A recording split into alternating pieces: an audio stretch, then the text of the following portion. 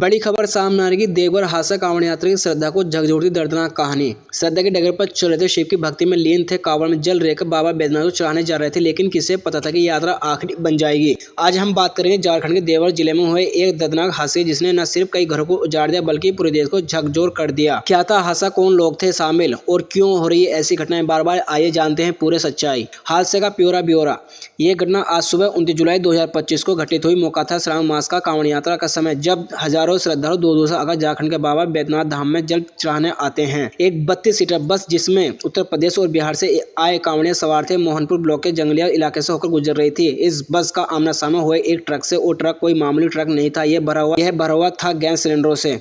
टक्कर इतनी जबरदस्त थी कि बस सड़क किनारे ईंटों के ढेर से भी जा टकराई। कुछ यात्रियों की मौके पर ही मौत हो गई, कुछ ने अस्पताल पहुंचने से पहले दम तोड़ दिया। घायलों की हालत इतनी गंभीर बताई जा रही है कि उन्हें देवघर एम्स और सदर अस्पताल में भर्ती कराया गया। अभी तक आधिकारिक पुष्टि में 5 से 6 लोगों की मौत बताई गई है, लेकिन लोकल एमपी निशिकांत दुबे ने 18 मौतों का दावा किया है। कांवड़ यात्रा और श्रद्धालुओं की स्थिति।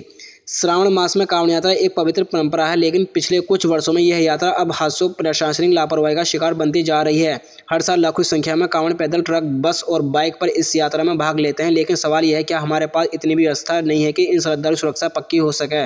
इस बस में सवार लोग अपने गाँव से निकलकर सैकड़ों किलोमीटर दूर बाबा के दरबार पहुंचते। उनके घरों में खुशी का माहौल था, लेकिन अब वही घर मातम में डूब चुके हैं। कई घायलों, महिला, बुजुर्ग और छोटे बच्चे भी थे। सभी यात्री अपने खर्चे से इस यात्रा पर निकले थे। उनके पास न तो बीमा था, न कोई सरकारी सुरक्षा गारंटी। राजनीतिक बयानबाजी और प्रशासन का क्या कहना है? हादसे के तुरंत बाद राजनीतिक प्रतिक्रिया भी आने लगी। पीएम नरेंद्र मोदी और सीएम हेमंत सोरेन ने शोक जताया और घायल श्रद्धालुओं के लिए उचित इलाज का भरोसा दिलाया। लेकिन सवाल यह है कि क्या सिर्फ शोक जताना काफ़ी है? क्या कभी ये जानने की कोशिश की जाएगी इतनी तेज रफ्तार में गैस सिलेंडर से भरे ट्रक क्यों चल रहे हैं? क्या कांवड़िया की रूट पर ऐसी खतरनाक वाहनों की अनुमति मिलनी चाहिए? बसों और गाड़ियों की फिटनेस और परमिट की जाँच होती है या नहीं? बीजेपी एमपी निशिकांत दुबे ने आरोप लगाया कि प्रशासनिक लापरवाही के कारण यह हादसा हुआ है और राज्य सरकार इसकी जिम्मेदार है। वही सरकार ने कहा कि जांच जारी है और दोषियों को छोड़ा नहीं जाएगा। चश्मदीद ने बताया कि हादसा इतना तेज था कि कुछ लोगों बस से निकलने में घंटों लग गए। हम चिल्लाते रहे, लेकिन कोई तुरंत मदद को नहीं आया। एक यात्री ने कहा। एक और कांवड़िया बोला, हमने सोचा बाबा का बुलावा आया है, लेकिन किसे पता था कि अब घर नहीं लौटेंगे।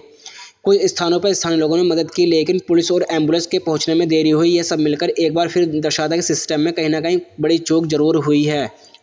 श्रद्धालुओं के लिए सुरक्षा की मांग।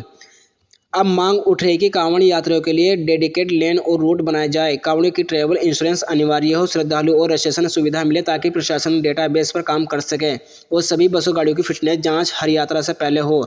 श्रद्धा जरूरी है, लेकिन सुरक्षा उसमें भी जरूरी है। बाबा बैद्यनाथ तक पहुंचना सबका सपना होता है, लेकिन रास्ता इतना खतरनाक क्यों?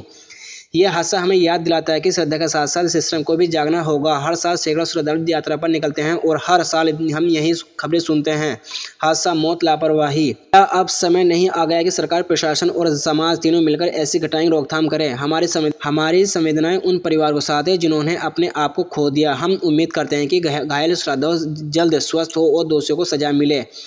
आपको ये वीडियो कैसा लगा? क्या आप मानते हैं कि कांवड़ यात्रा में सुरक्षा जरूरी है? कमेंट में ज़रूर बताएं और ऐसी सच्ची रिपोर्ट के लिए चैनल को सब्सक्राइब करें, क्योंकि हम लाते हैं सच का राज। जय बाबा बैद्यनाथ।